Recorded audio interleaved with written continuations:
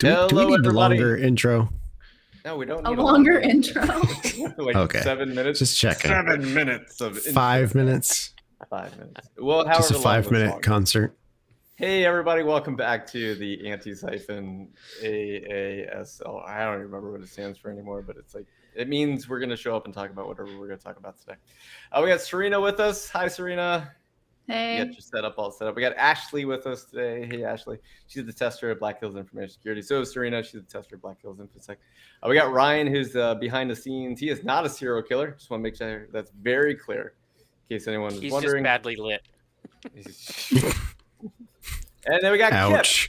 Kip. Ouch. Kip is who we're all here for today. Kip's gonna is a follow-up to last week. So if you missed last week, please go back and watch the recording of last week where he's going to talk about tailoring your resume so that you can get the job that you want, not necessarily the job that you have. Because like, why are you job hunting? Or the job you deserve. Job you deserve. For good or bad. Yep. So if you're wondering who I am, I'm Jason Blanchard. I shave my beard, which means I look in the camera and I'm like, I don't recognize that guy. So I'm also in my new co-working space, so I don't have stuff on the back, and you don't care, and that's fine. I am Jason, in case you're wondering. I'm not an imposter like some people have insinuated. No one has been killed, and I did not replace anyone.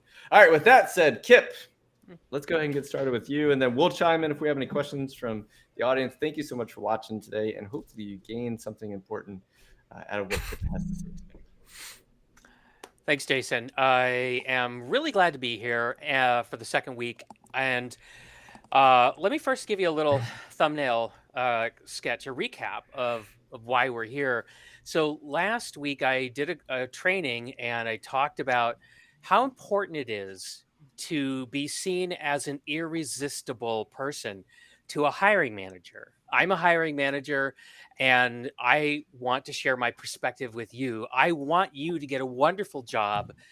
Ideally, I want you to have multiple competing offers from hiring managers who see you as absolutely indispensable to the plans that they have for the future of their Infosec programs.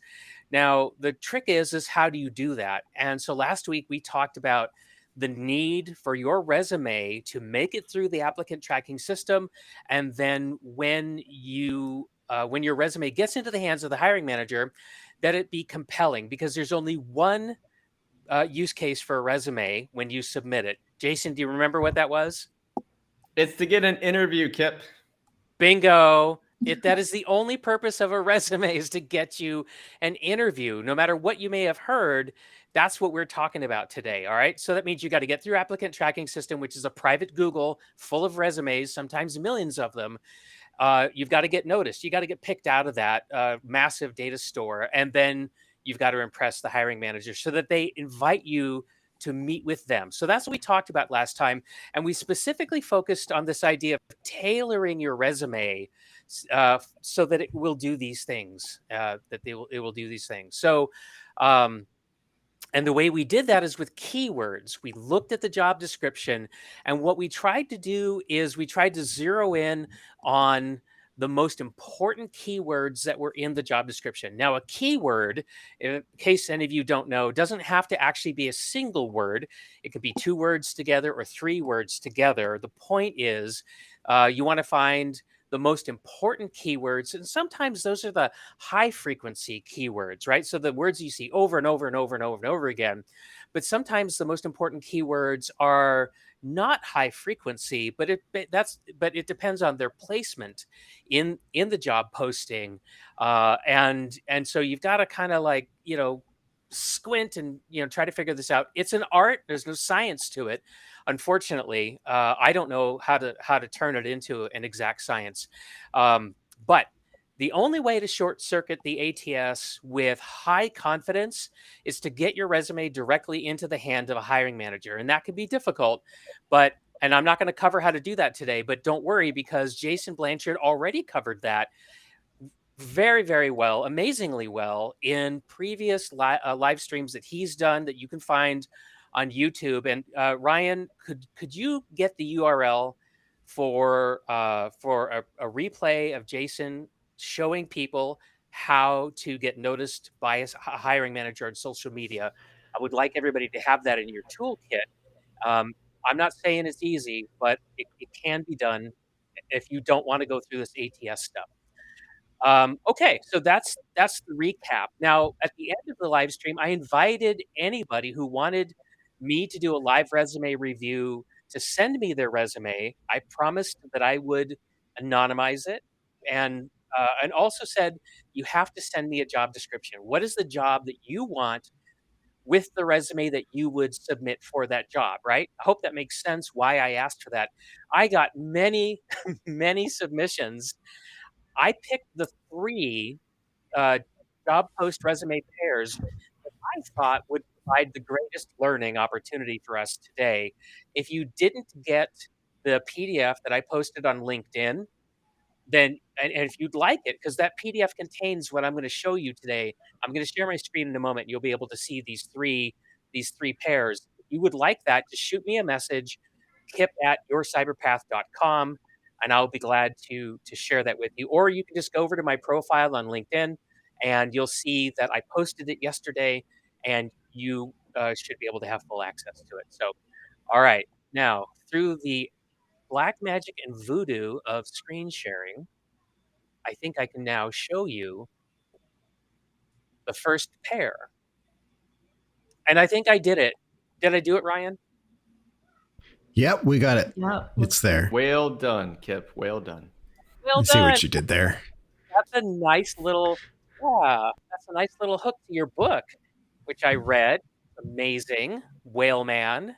Anybody who hasn't read Whale Man yet, go get it. It's a good read, and it doesn't take a long time. That's where I went wrong. I knew Jason published a book, and I thought, oh, it's probably a very, very thorough treatment of the storyline. And it is. It just isn't excessively wordy. So recommended.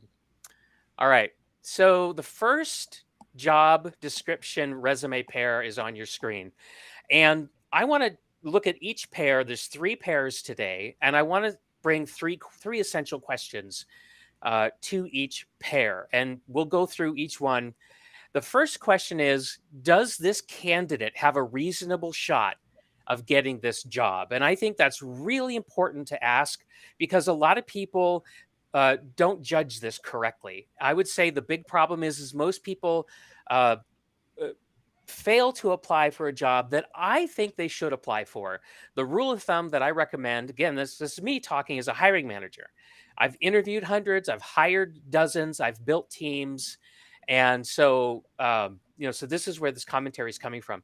If you read a job description and you match 50% or more of the requirements, qualifications, and so forth, then I think that's a green light for you to apply for that job. Not the same as you're going to get that job, but I believe that you should definitely be applying for jobs even when you only hit the 50% mark. What a lot of people seem to do, and Jason, I think I may have learned this from you, is they read the requirements, and if there's even one requirement they don't have, they don't apply. And in a way, it's kind of like getting the system requirements for the latest video game, and you're like reading down the system requirements. You're like CPU check, memory check, video card. Ah, dang, I don't have a good enough video card. Well, I guess I can't play that game right now. I'll have to put it back, and then I'll have to go get a video card, and then I can play that game. That's not the way this thing works. You don't have to have every single thing checked in order to apply. Okay. So that's the first question. Does the candidate have a reasonable shot at getting the job? Let's go ahead and take a look at this pair. Thanks, Ryan. And let's see. Okay. So the job is a junior technical analyst. All right. So right away, we know junior means that, early career, which is great.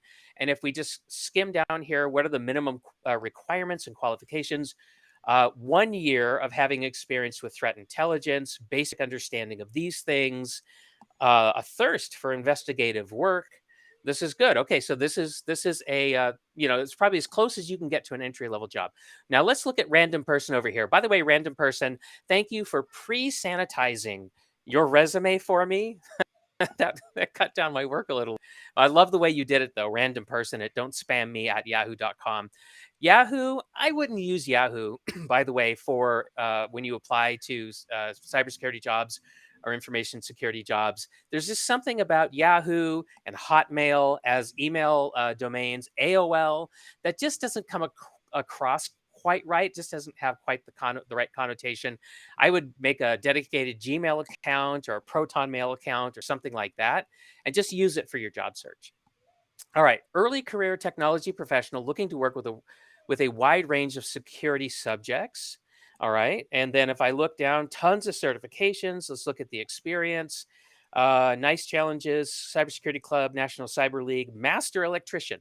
Okay, so this is a person who's trying to change careers, and so yeah, that seems reasonable that they would go for a junior technical analyst job. Okay, so I would say question number one, yeah, they have a reasonable shot of getting this just based on a surface evaluation.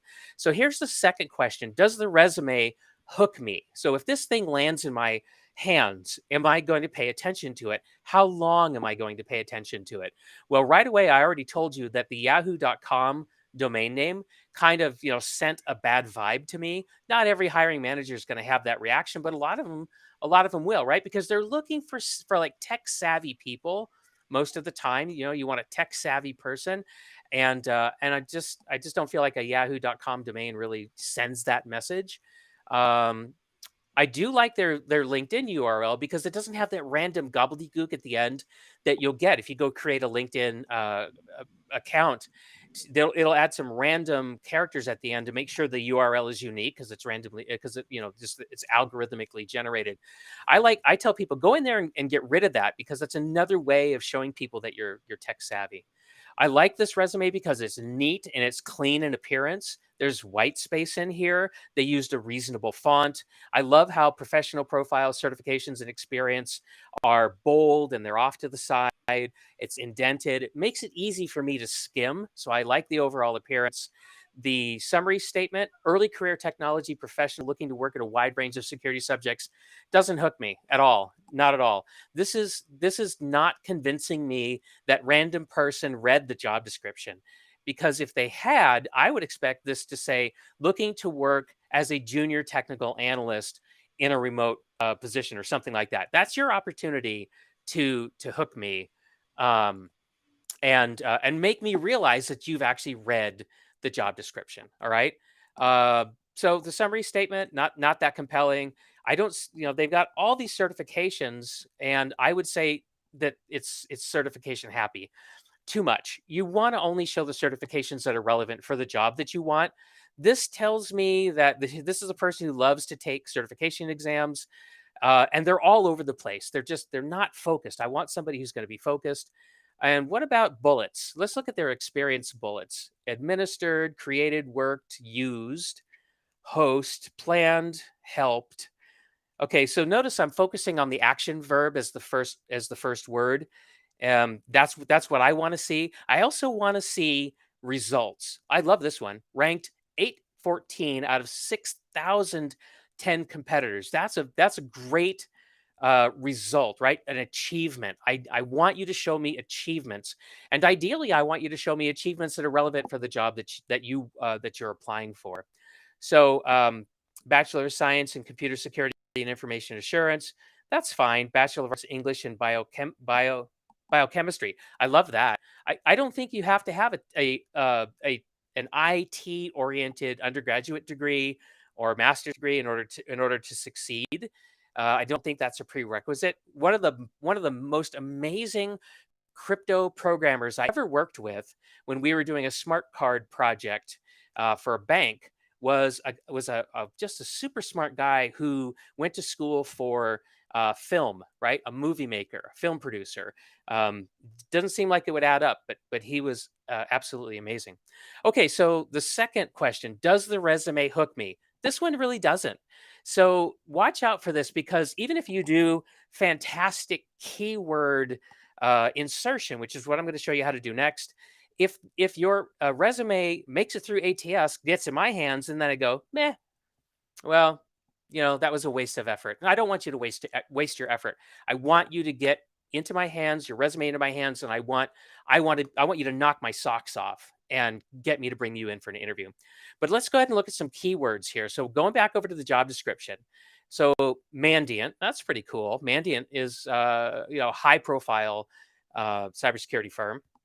I've never worked with them, so I don't know what it's like to work there. On-demand analyst support service within the custom intelligence synthesis and reporting team. Okay, interesting. Provides customers the ability to have our expert analyst team develop succinct, tailored deliverables. Okay, so right away, this is customer facing. There's a lot of writing, which is interesting, right? Because you see the job title, technical analyst, and you may not think right off the bat that there's going to be a lot of writing. If you don't like to write, don't apply for this job. You're going to hate it. That's why it's so important to read these things carefully. But like, here's writing. My bet is we're going to see. Oh yeah, here's report. We're going to see a lot of things around writing. Look at this: exceptional written and oral communication skills. Um, yeah, answers to critical questions. All right. So we're going to want, if we're going to go for this job, we're going to want to focus in on the writing aspect, right? So we're going to want to pick writing. We're going to want to pick reports, anything related to expertise in written communications, right? So here's written, and you're going to want to put those keywords in your resume. So let's see if we can do that right now. Let's see if we can driven to excel in all matters security relating while using comprehensive documentation and useful communication. Okay, cool. What we could do here, right, is we could change this. Instead of using comprehensive documentation, we could say writing customer facing documentation. And let's see what else we got here. Oh, not documentation, reports, right? Because report is a key term. Right. So you see how you do that, and you're not lying. Don't ever put a keyword in and make the mistake of misrepresenting yourself. Don't do that. But you're going to look for synonyms, right? You're going to look for different ways to present yourself. So you've got this skill set, and based on how you turn that skill set and the context that you put it in, it'll look differently to different hiring manager skills in different contexts. Okay, so I think with the right number of keywords in here, I think random person's probably going to get through the ATS, especially if they put the job title, if they lift the job title out of here and they put it into the profile like I was talking about, slim down these certifications to only the ones that matter, and I think they'll get through ATS. And then the question will be, can they get the interview? I don't think this resume right here as it is strong enough to compel a hiring manager to bring them in for an interview. I think it'd have to be much more focused. Okay, so there's the first pair. Did we get any questions that I should take right now? Nothing yet that I can see. Okay, then I'm going to go on to the second pair. So here's the second pair. We've got a job is for a computer forensics examiner, Department of Homeland Security with security clearance. Now, notice that this job posting isn't posted by DHS. It's actually posted by a place called Clearance Jobs. So they are a broker. So if you apply through this posting, which was on LinkedIn, then you're going to be presented to DHS by Clearance Jobs. And I'm not saying that's bad, but it's different. It would be a different experience than if you had applied directly. And I would say that unless you have a reason to go through somebody else, just apply directly. I think you're going to have a better experience. But notice here with security clearance, if you don't already have a security clearance with the US government, I don't think it's a good idea to spend your time trying to apply for these jobs directly, because without a security clearance, there's very little chance of you actually getting a job that requires a security clearance. And let me take a moment and explain to you why. It takes a long time and a lot of money to take somebody who doesn't have one and to get them one. And what a lot of people don't think about is that when you get when you are submitted for a security clearance, there's no guarantee you're going to get it. So you can spend the money, fill out the applications, you can wait 9 to 12 months, whatever it takes, and you could still get a result that says, no, this person does not qualify for a security clearance, end of story. So employers are very, very, very careful about who they sponsor for security clearance. On the other side, if you are coming out of the military, out of government service, if you already possess a security clearance, you are going to get preferred notice when you apply for a job like this because you are ready to be put to work immediately. If you don't have a security clearance and they bring you on, they're going to have to find work for you to do for 9 months because they're not going to pay you to sit around and wait for your clearance to come back. So, so I just wanted to get really, really, really clear on that topic. Okay, so let's ask the first question: does the candidate have a reasonable shot of getting the job? Well, they need a security clearance right away. We know that. So let's just quickly do a little scan. This is somebody who is a forensics examiner. This is Ronald. And let's take a look and see if Ronald has any security clearances. And I'm just scanning through here, looking for any indication that Ronald has a security clearance. I'm not seeing it yet. I see an Air Force connection, but I'm not seeing any indication of a clearance. I don't see it. So unless I missed it, if I missed it, anybody, poke me here through chat and let me know that I missed it, but I don't see it. So, right, and it's not in here, then I think Ronald's kind of wasting his time trying to apply for this job. Ronald, if you really want to get into a job that a security clearance, your best bet is to do something like, and you're kind of a senior person, this may not work for you, but if you're earlier in your career and you could do it, it's great to get a job at NSA where you're working. You could be like a custodian or something like that, and then they'll get you a background check completed. You'll work there for a while, and then you can start applying for jobs. So that's kind of a backdoor way to do it, but you really have to be determined, right? Because why would you want to be a custodian for a year unless you were very, very determined? But it can be done. I know people do it. So let's see if there's any other reasons, why Ronald doesn't have a reasonable shot at getting this job. Immediate need for mid-level senior computer host-based forensics examiners, experienced Infosec practitioner, goal-oriented, so on and so forth. It's remote, but it is going to return to location. Must have active top secret and be eligible for SCI.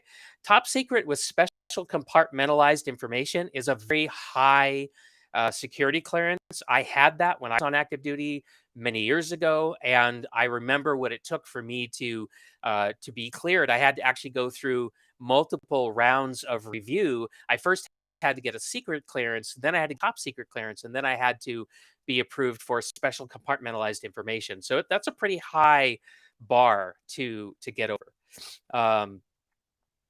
Incident response analysis, digital forensics, and so forth. Well, when I look through Ronald's resume, Ronald's got appears to have the experience that's required for the job. So other than the security clearance, I think Ronald would have a reasonable shot. So let's take a look at the resume, and would it hook me? So how about its overall appearance? I'm fine with the overall appearance. There's plenty of white space. The font choice is reasonable. It's pretty clear for me, to read it as I skim down. The big problem with Ronald's resume is it's 3 pages long. A 3-page resume is a bad idea unless the place you're applying for says we want a comprehensive, exhaustive resume, like a university or like a research hospital or something like that. You're going to want a multi-page resume with everything on it. Unless the employer asks you for that, you should only be inside of 2 pages at the most. And if you say, well, I've been working for 15, 20 years, I've got a lot to say, you should only have about the last 10 years of your work experience on your resume, because anything older than that isn't really very relevant unless there's some magic reason why it's relevant. But you still want to stay within 2 pages, because as a hiring manager, I'm not interested in reading more than 2 pages.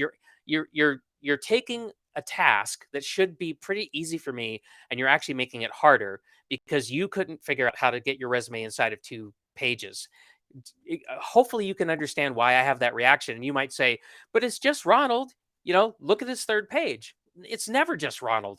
It's always dozens, sometimes it's hundreds of resumes, and I can only spend a few moments with each one. So please remember that 2 pages at the most. So his profile or summary statement, he doesn't have one. I think that's a missed opportunity for the reasons that I've explained. Skills and certifications relevant to the job. Well, Ronald has that throughout.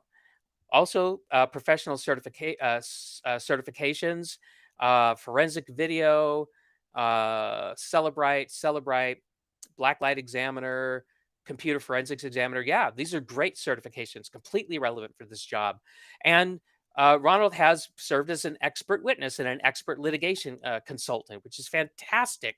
It's exactly the sort of thing you would expect that somebody in this particular job would need to do, which is to testify occasionally as to the evidence that they collected, the method of collection, their interpretation of it, so forth. So, skills and certifications, absolutely. Bullets showing achievements, um, identified, used, performed, knowledge of. That's not a very strong bullet to say knowledge of. Eh, if you're going to say that because it's absolutely necessary to get a keyword in there, fine, but don't put it in the middle of your bullets. And by the way, there are no bullets here, right? They're just little sentences, or small sentences. Go ahead and put the little bullet, little circle in front of there. It helps me when I skim the resume. Really, actually makes a difference for me. So go ahead and put those in there. Created, maintained, analyzed, utilized, determined. Okay, I think for the most part, this is good. There are action verbs, and there are some achievements. So not bad as far as that goes. Now let's do a little keyword analysis. All right, let's go back to the job description over here. Goal oriented and strives to exceed expectations. That seems important. If you could work those keywords in there. I mean, if I'm going to put goal oriented and strives to exceed expectations, remember, as a hiring manager, I'm either writing this job description or I have approved it. And so anything you see in here is relevant to me. The task is to figure out what's the most relevant. Hands on, intimate knowledge, to include, management of lab environments to include flyaway kits. Flyaway kits, I would think, would be a very important keyword to put into your resume. Because why? Because it's so specific and it's happening way at the top of the resume. And so it must be important if it's going to, or not the resume, but at the very top of the job description. So it must be important because it's not buried down at the bottom anywhere. Oh, look at this. Produces written reports, uses timestamps and logs, evidence of deleted files, hidden data.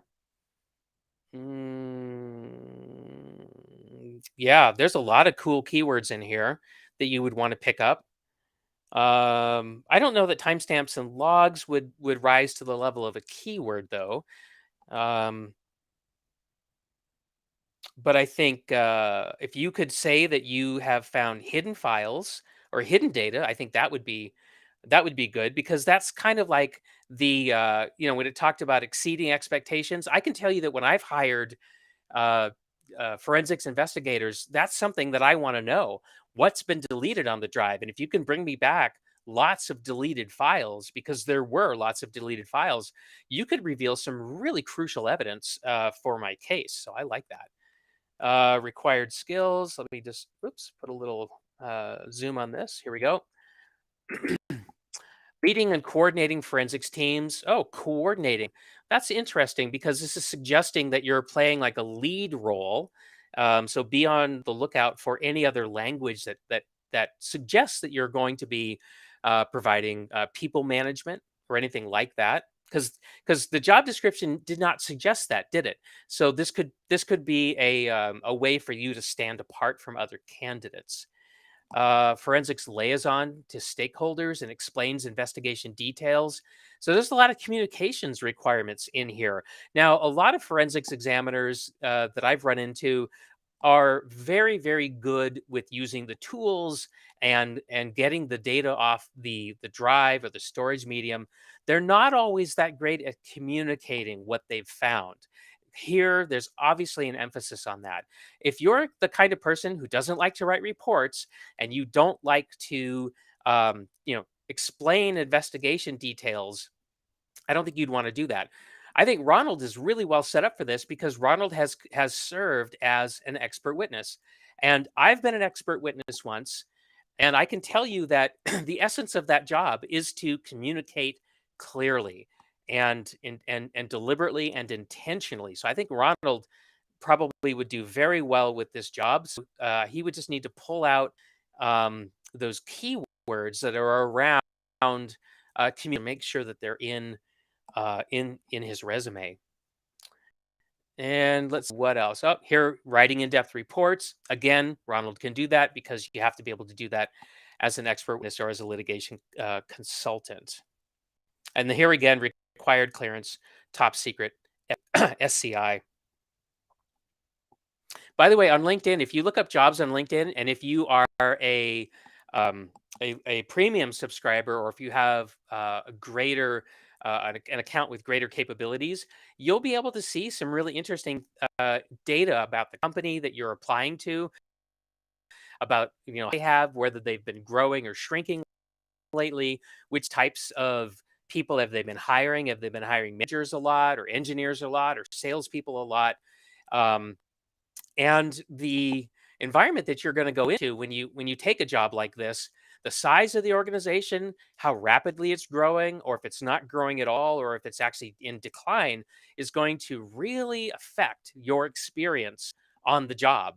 I've seen it where the exact same job performed in different organizations can be a very, very different thing to experience. So, okay, so there you go. There is job and resume pair number 2. Do I have any questions that I need to address right now? None yet. All right. All right, everybody, let's go on to third pair. I'll take a swig of water here. All right. So this one's interesting because the job is in India and the applicant is also in India. And so I brought these forward because I still felt like, even though I'm focused on the US job market, and that's really where I've done all my hiring, and that's really where I think I can help people succeed the most, I still brought this in because I thought there was some useful things to learn. So even though the job and the resume, the person is in India, I'm not going to try to talk to the Indian job market. Rather, I'm going to continue to kind of assume that this is all happening in the US job market. But if you're watching this live stream or you're catching the recording, I just want to acknowledge that job hunting in different countries than in the US and Canada can be very, very different. And I want you to be very careful about the recommendations that I'm making. Check them to make sure that they are culturally relevant for you. For example, in the US, I would tell you never put your photograph on a resume. But I know in other countries, it's expected that you would put a photograph on a resume. So, yeah, so just there's your caveat. Be careful. Okay, so let's look at our 3 questions again. Does the candidate have a reasonable shot of getting this job? Well, this is an incident response analyst, and let's see, it's at a company called ServiceNow. And let's look at the next page here. A little zoom there. 3 to 4 years of experience, deep understanding of SOC operations and IR team protocols. So 3 to 4 years, that's not a very, very advanced, place in your career, but you do have to have some solid capabilities, right? There's not a junior position like the first one that I showed you. Knowledge of, understanding of, familiarity with. Look at this. Willingness to work in weekend shifts. No night shifts, though. That's nice. But if you're a person who doesn't like working at nights and weekends, pay attention to these qualifications. And if you assume that you're going to somehow be able to avoid that, think again. Because if I'm running this job description and I say willingness to work in a weekend shift, you better believe that you're going to work on a weekend shift because you're the new person. There's probably people who came in before you. They worked weekend shifts and they're looking forward to working probably day shift. And they're so it's sort of paying your dues. All right. So just don't go in there with a bad expectation. This role is an 18/7 role from India, which requires you to work in morning and afternoon shifts during holidays and weekends. Okay, I don't exactly know what an 18/7 role is. Anybody know? I've never seen that before. but it sounds overwhelming, to be honest. Does that mean 18 hours a day, 7 days a week? God, I hope not. That would be awful.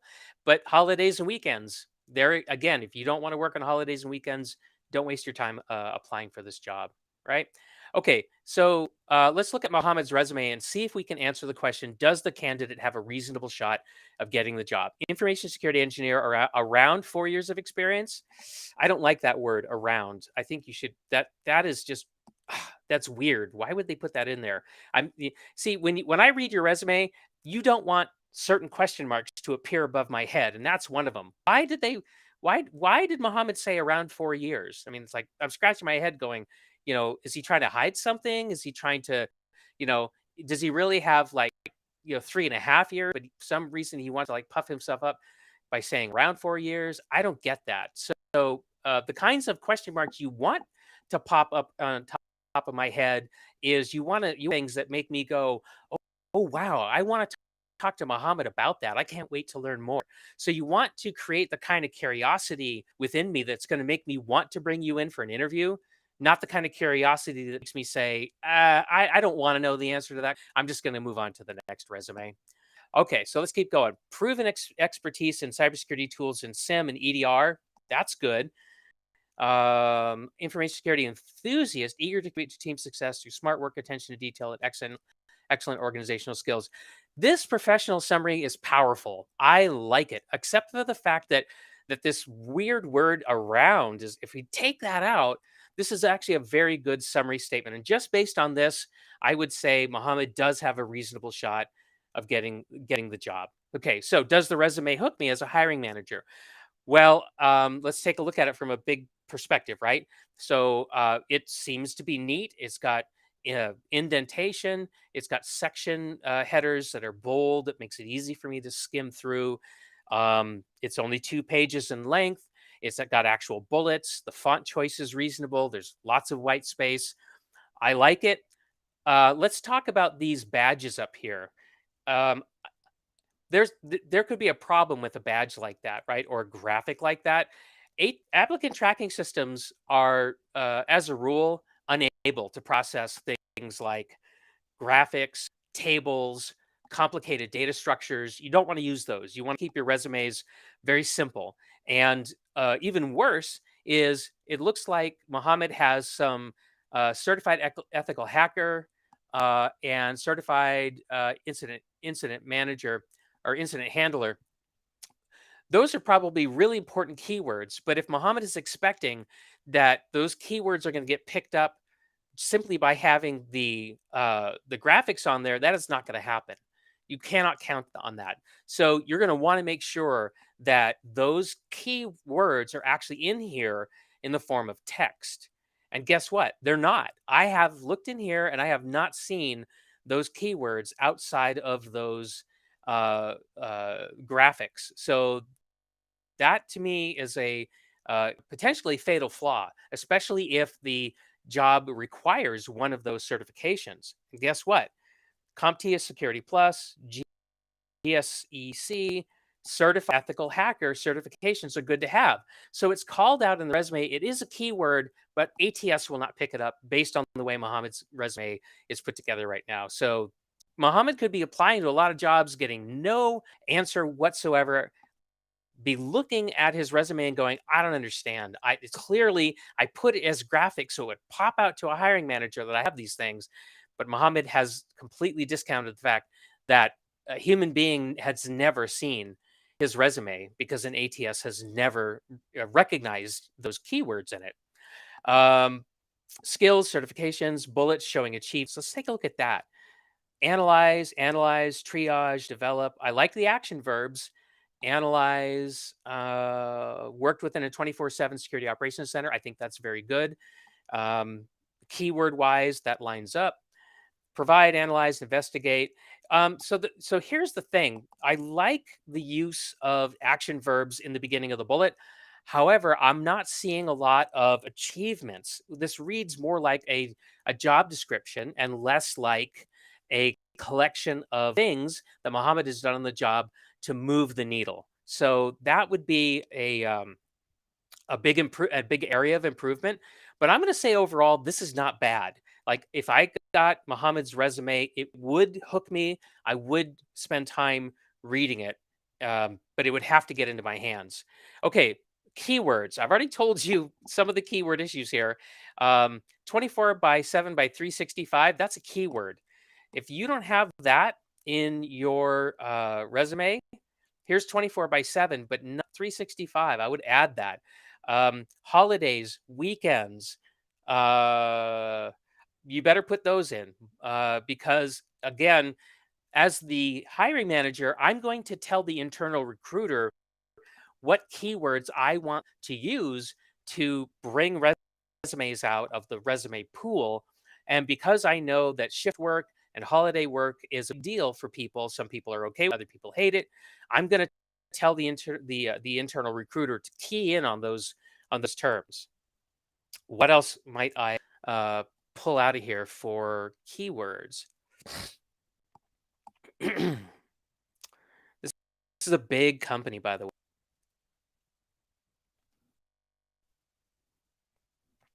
We're not yesterday's IT department. We're digital technology. I would find a way to put digital technology into my resume. And again, you don't force these keywords. Don't make bad sentences that grammatically don't make sense in an attempt to shove keywords in. Another thing you should never do is add keywords like a big mash of them, turn the font white, and then shrink the font down to 1 point size and hide it in a footer. That used to work. that would trick applicant tracking systems into keying on your resume. It generally won't work anymore because HR people are onto that, and they will actually discard your resume for trying to do what's called keyword stuffing. So don't do that. You can never be sure when your resume is just going to be pitched for trying to do such an ugly hack as that. Looking at the time, it's quarter after. Hopefully I've made my point and we can go into Q&A. Ryan, what do you think? Jason? Sure. Let's do a Q&A. I'll stop sharing Can my everybody screen. hear me? Test. Hello. Can you hear I me? can hear you. Oh, hear you. okay. Jason, do you nobody have a was question? responding. Do you have a question, Jason?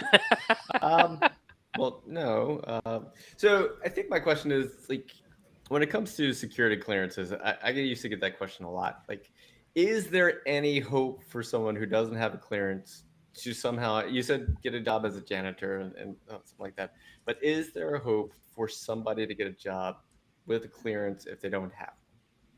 Yeah, there's a hope, but you have to find a sponsor. You have to find an employer who's willing to hire you for a job that requires security clearance and to pay the fee because it's not cheap to get a security background check run on you. It actually costs thousands of dollars and it takes a long time. I've seen employers do it when they did the calculations and figured it was in their best interest. So I'll give you for instance, let's say they need somebody with highly specialized skills and they're having a really hard time finding a person and they find one and it's for a government contract that requires a secret clearance, which isn't as difficult to get as top secret or top secret SCI. They might be willing to bring that person on and assign them to non-classified projects while they go through the clearance process. And it's simply because that person's skill set and expertise is so rare that they're willing to take a gamble to see if it will work. But they will rarely hire that person and let them sit around for 9 months doing nothing. So there's got to also be an opportunity for them to work in another area and add value while they wait for that clearance decision to come back. So it does happen, but it's not common. You could do what I did, which Tell was us what you did. I joined ROTC, got my clearance, then developed an autoimmune disease, and then got medically separated. There it is. There it is. So easy peasy. Okay. All right. Well, Nailed let's it. join ROTC anyway. But yeah, I think like you were saying, government contracting would be probably one of the better ways to do it, or directly for the government position, because it doesn't cost the government to be as expensive. I don't know how that works, but Well, yeah. so what the problem with the government and security clearances right now is, from what I understand, is they have a massive backlog. They Oh, have yeah. more people applying for security clearances than they have the capacity to process them in a short amount of time. And so that's one of the big problems that's going on right now, is that they just don't have the capacity. Yeah, it was like a 2-year backlog last I had checked or seen.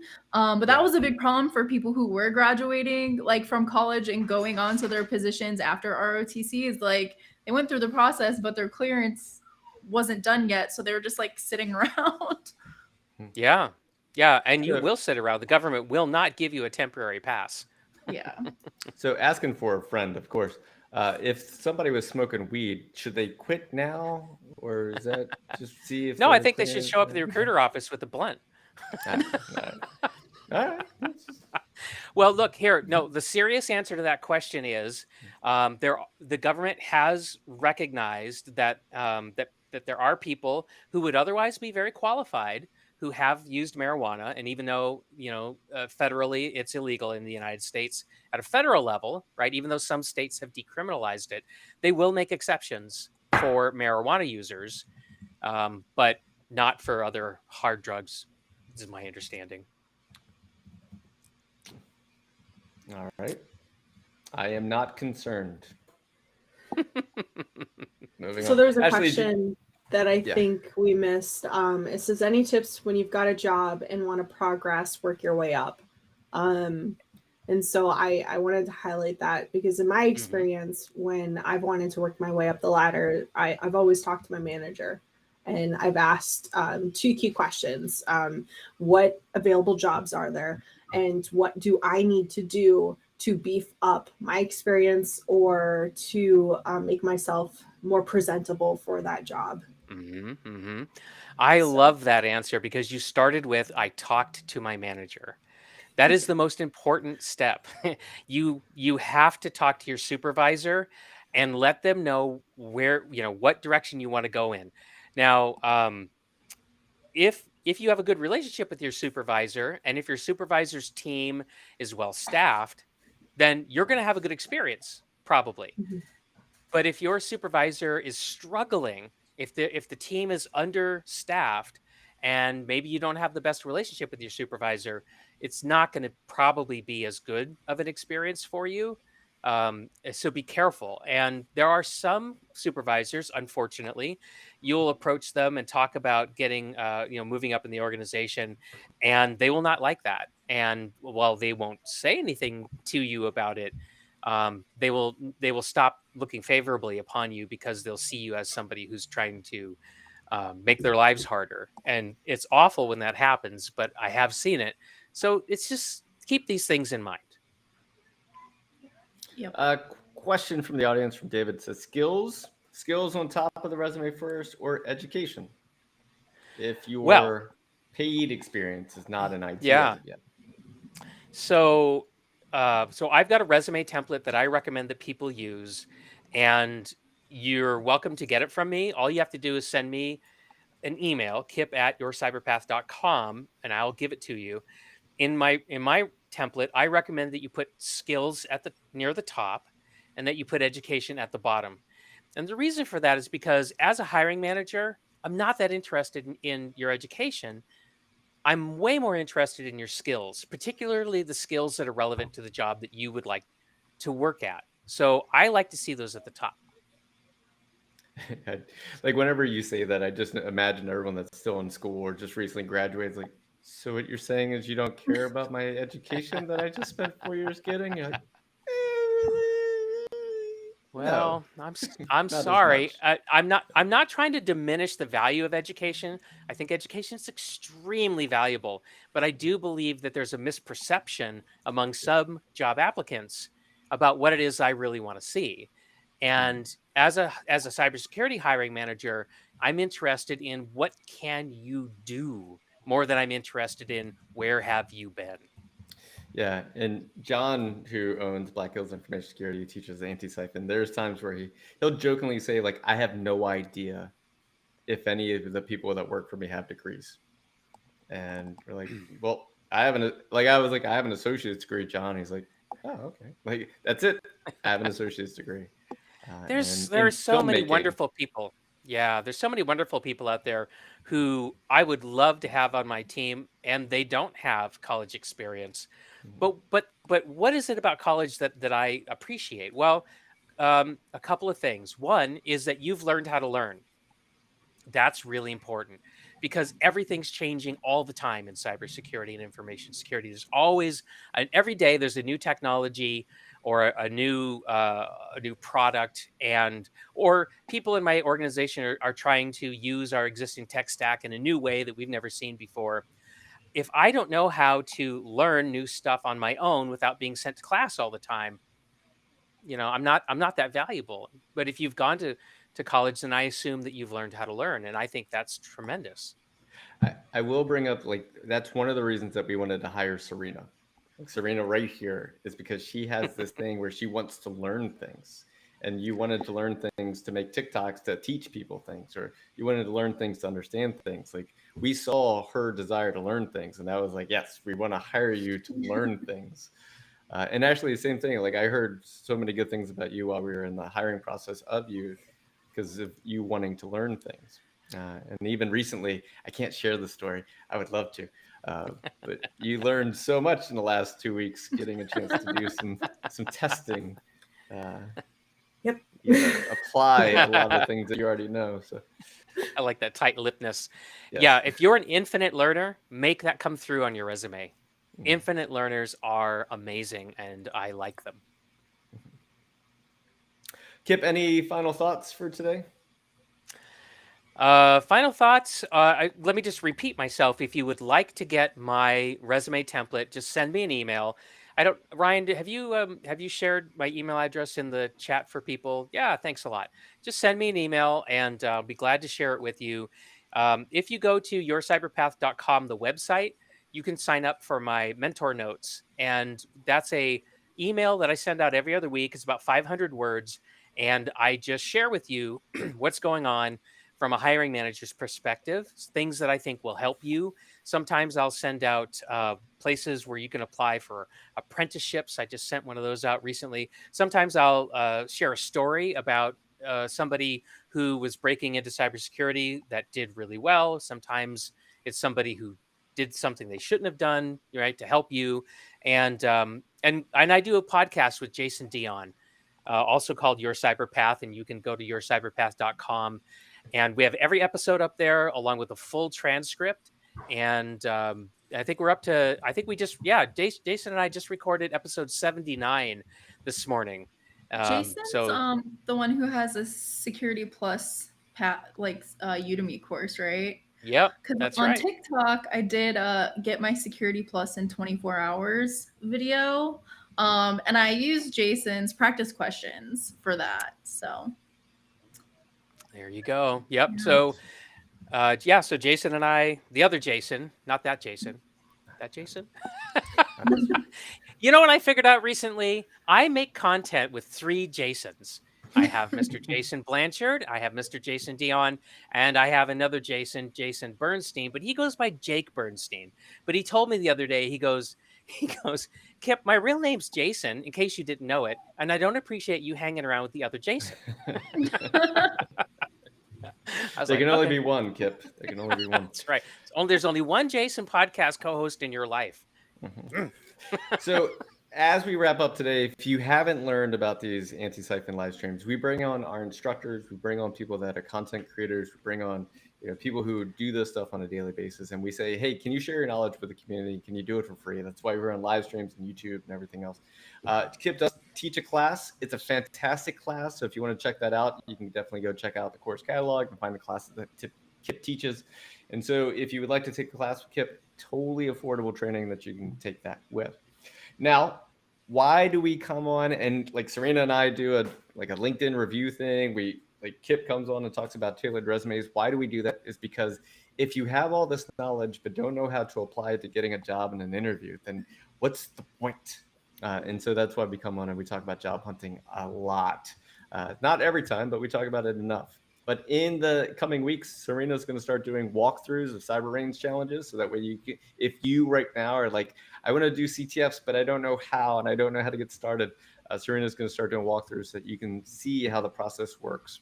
And then Ian is going to come on soon, and we're going to do a 8-week adventure series where we go on a quest, like Advanced Dungeons and Dragons meets incident response, called Cubicles and Compromises. It's going to be like story-based, like that Critical Role show that we do, or not we do, that Critical Role does. So good.